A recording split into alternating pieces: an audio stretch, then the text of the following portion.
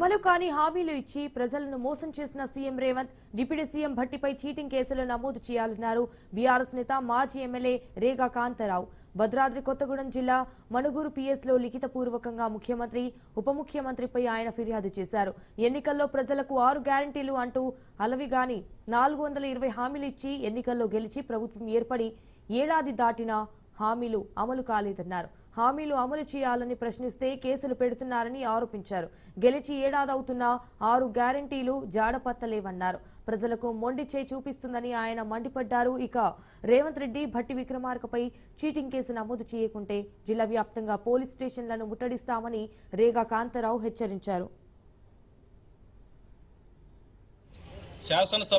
గత శాసనసభ ఎన్నికల్లో ప్రజలకు అనేక హామీలు 420 హామీలు ఇచ్చారు.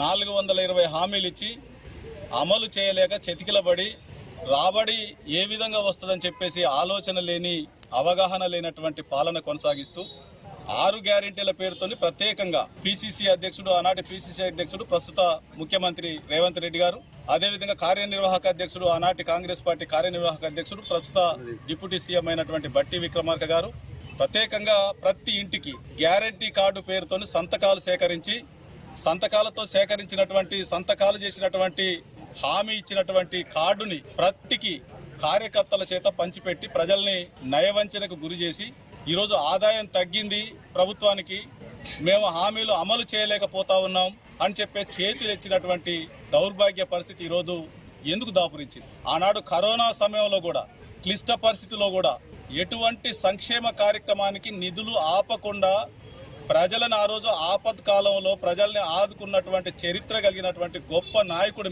ఎన్నికలలో గత శాసనసభ ఎన్నికల్లో ప్రజలకు అనేక హామీలు 420 హామీలు ఇచ్చారు. 420 హామీలు ఇచ్చి అమలు చేయలేక చతికిలబడి రాబడి ఏ విధంగా వస్తుందని చెప్పి